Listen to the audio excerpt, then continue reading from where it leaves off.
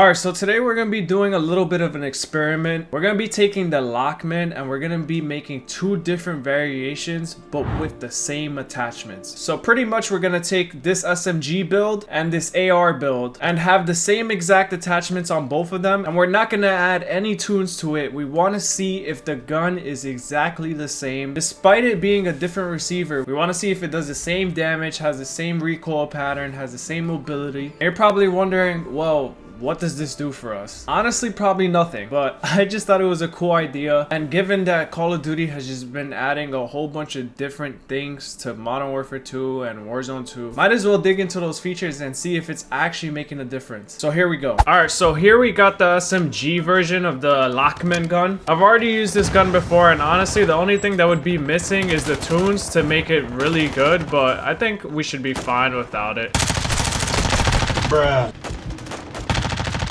Okay, maybe not. I think I got put into like the sweatiest lobby. But anyways, the ADS is okay without the tune. The recoil, it shoots pretty straight. As you guys can see, it's not really bouncing anywhere. No, mobility is fine. I mean, there's nothing wrong with it. I seem to be moving pretty smooth and pretty fast, and that's what you guys want. And the damage, I mean, it's a SMG at the end of the day, so I'm not expecting it to have crazy damage when it comes to further ranges, but close range is always going to be #1 with this gun. But yeah, overall solid class. I mean, I'm pretty sure most of you guys use this gun. Oh my god, why is this lobby so sweaty? Holy shit, it's literally my second game on for the day. Why is it so sweaty? Anyways, the best part about this gun is that you don't really have to aim in either. You can honestly hit fire and it should be straight. But overall, this is one of the better SMGs there are in this game. I'm pretty sure most of you have already used this, so you should already have an idea of how good this gun is. But yeah, we're doing so horrible right now. I'm honestly gonna fucking quit this shit. Literally the sweatiest lobby I can be in right now. Like, what the hell is that? People are watching the CDL right now and they're just hopping into the game and sweating their asses off. I just want to record a video. That's all I want to do. So I honestly prefer the 40 round because, I mean, 10 extra bullets doesn't really make a difference in multiplayer. I feel like mobility is more important than taking away that speed just to have 10 extra bullets. It just doesn't make sense. Yeah, as you guys can see, this gun shoots pretty quick, pretty straight. Oh, I ran out of ammo and I couldn't get him. Oh.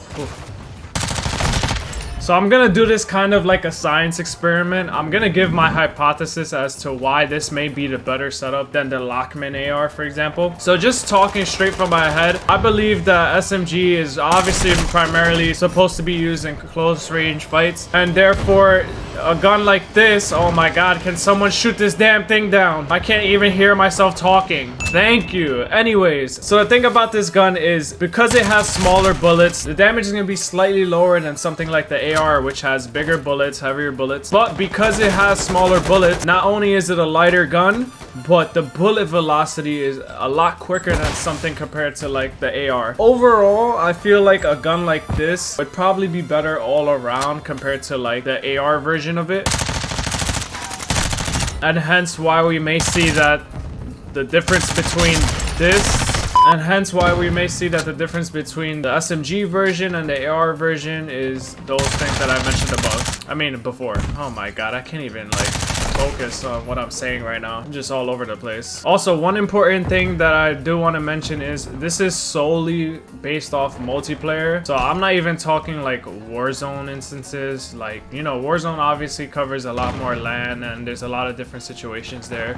So depending on the situations that you run in there, obviously the build will be dependent on that. But yeah, let me know down in the comments what you guys think is the better version, or if there's even a better version. They could possibly be the same exact thing and work the same way. I mean, at the end of the day, they are the same gun. Anyways, this game's about to end. I am at the top for kills, I think. I guess that's a W for this gun. See, the speed on this is just so good, man. I feel confident every time I jump into someone's face. Ayo, pause on that. Just because I know that I'm gonna be quicker than them in that situation.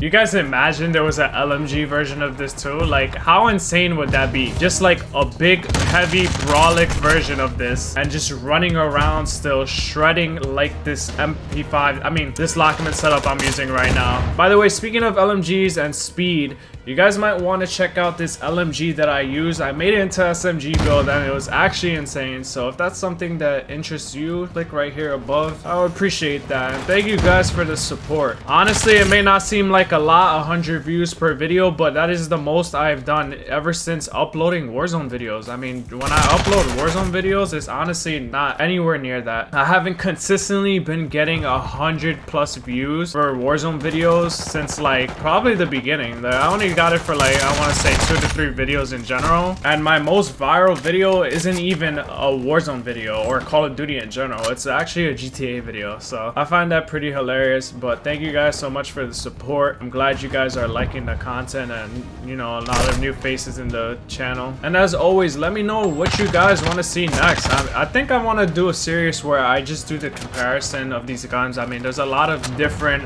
receivers for the same guns, so, you know, it might as well just see like what the difference or what the point of that was, like what in Activision's mind made them say, yeah, yo, let's make this same gun but a different build. Alright, we lost, but it doesn't really matter. I got the most kills. We got 25 kills and 21 deaths. Hey, it don't matter. We went positive.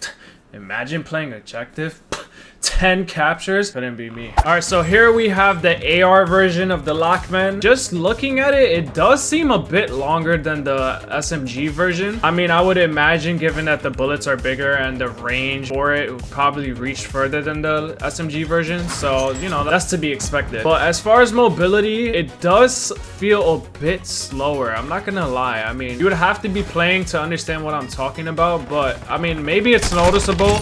I felt a lot quicker when I was using the SMG build, so that's definitely not the same. The ADS for the most part is relatively similar. It does also feel just a tiny bit, like, I mean, like the slightest bit slower than it did for the SMG. The recoil, oh yeah, you can definitely see the gun trying to bounce a bit. If you look closely, it is swaying a little bit to the side, like it wants to bounce around more, but because of the attachments that I have on it, I guess it's keeping it more towards the middle. Now, my most curious thing though is this range.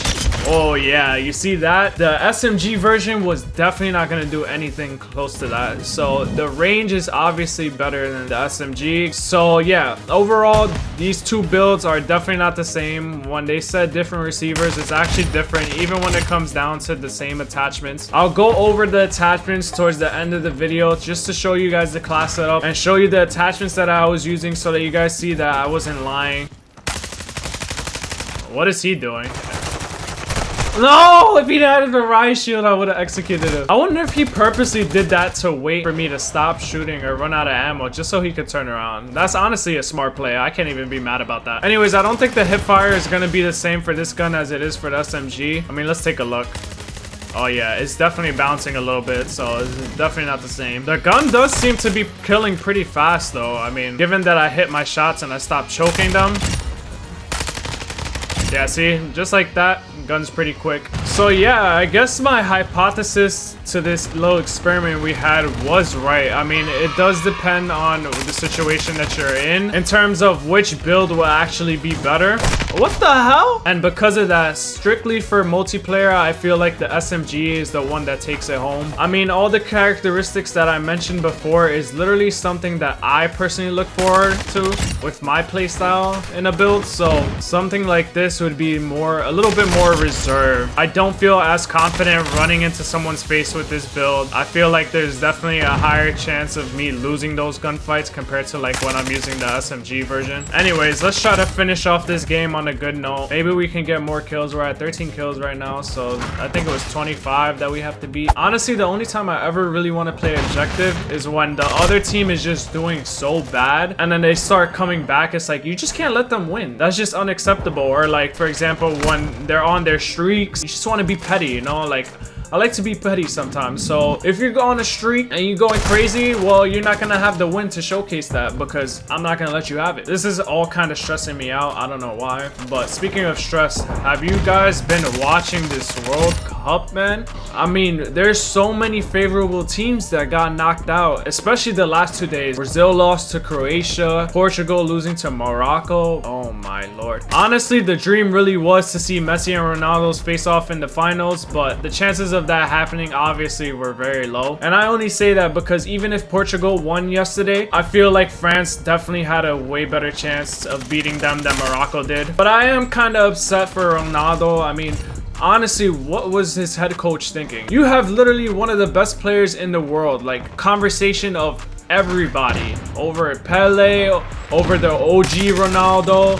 Like, how are you gonna bench him for the first half in a very important game? That does not make sense to me. It doesn't matter if this guy is old. It doesn't matter if this guy is not playing the same. It doesn't matter if he had a little attitude. Like, I understand, you know, his attitude may affect the way that he works with his teammates in the pitch, but if that's not happening, why the hell are you benching him? At the end of the day, people gotta remember that this is a GOAT that we're talking about, and if you have him on the field, you are guaranteeing that he is gonna have 2 to 3 defenders on him at all times, just like Messi does. And that will make the gameplay so much better for your teammates because everybody will be opened up and you won't have such a hard time just trying to score a goal or to get in their side of the goal. Like, honestly, I don't know what it was going on in their head, but it is what it is. It happened. Rest in peace to Ronaldo's dream, unfortunately. Sad that it had to go like that and not in any other way. And I feel for Brazil too, especially Neymar. I feel like, you know, that was just so unfortunate, man. There's really nothing other than just bad luck in that situation. Like, you guys scored the last minute go-ahead goal, and then they tie it up with 3 minutes left on the clock. Then you go to penalties, and then